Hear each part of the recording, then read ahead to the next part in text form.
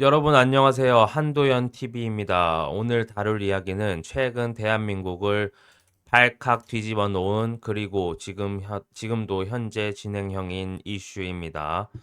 바로 지난 6월 3일 지방선거에서 발생한 사상 초유의 투표용지 부족 사태와 올림픽 공원에서 벌어졌던 시위에 대한 이야기입니다.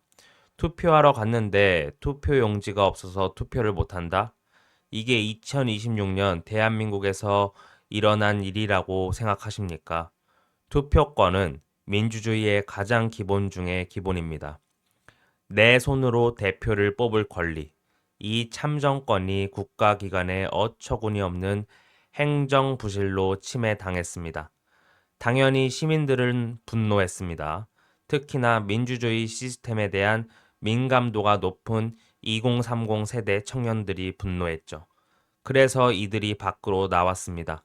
참정권 침해에 항의하고 무능한 선관위의 책임을 묻기 위해 송파구 올림픽 공원으로 자발적으로 모여들기 시작한 겁니다. 이때까지만 해도 이 시위는 정말 순수했고 아름다웠습니다.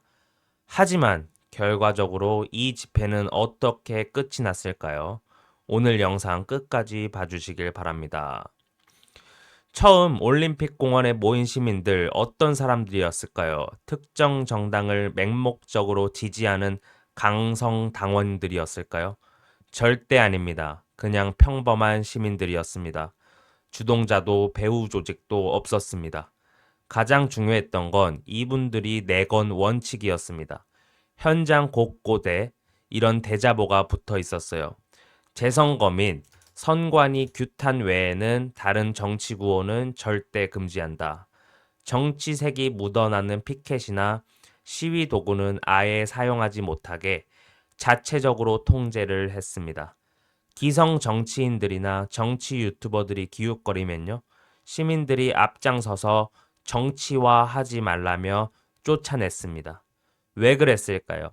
이 시위가 어떤 특정 진영의 이익을 대변하는 정치 시위로 변질되는 순간 참정권을 수호하겠다는 본래의 정당한 명분이 훼손될 거라는 걸 시민들 스스로 너무 잘 알고 있었기 때문입니다. 조선일보, 중앙일보 같은 보수 언론들조차 다음 날 아침 신문에 대서특필을 했습니다. 청년들이 부정선거 음모론과 선을 긋고 질서 정연하게 참정권 훼손에만 목소리를 높였다고요. 여야 정치권 모두 청년들의 이 분노를 정치적으로 이용할 생각부터 버려야 한다고 일침을 가했죠. 여기까지가 딱 우리가 원했던 성숙한 민주시민의 모습이었습니다. 그런데 날이 어두워지고 시간이 지나면서 현장 분위기가 이상하게 돌아가기 시작합니다. 이 순수하고 정당한 시민들의 분노에 어떻게든 숟가락을 얹어 보려는 불청객들이 난입한 겁니다.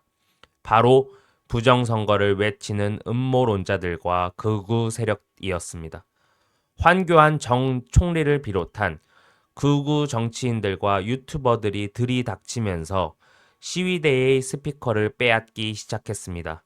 이들은 선관위의 행정 부실을 비판하는 걸 넘어서서 앞뒤 맥락 없이 이번 선거는 총체적 부정선거다. 스톱 더 스틸. 심지어 윤 어게인 같은 극단적이고 편향적인 정치 구호를 외치기 시작했습니다.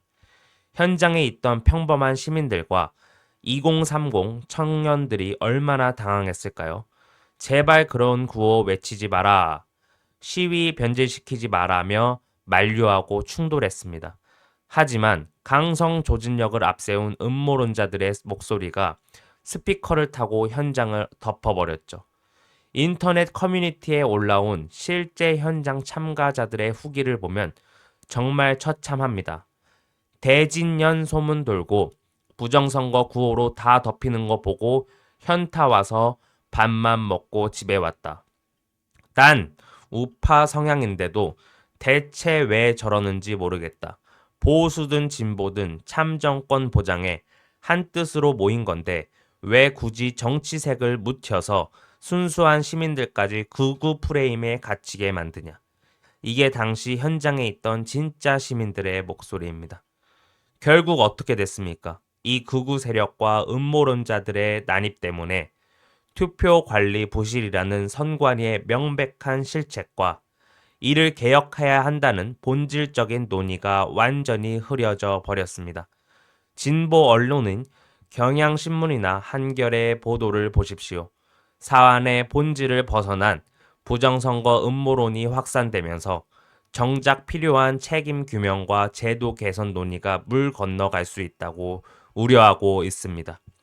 초기 집회의 순수성은 사라지고 언론에서는 이 현장을 극우 집회냐 아니냐를 두고 논쟁하기 시작했습니다.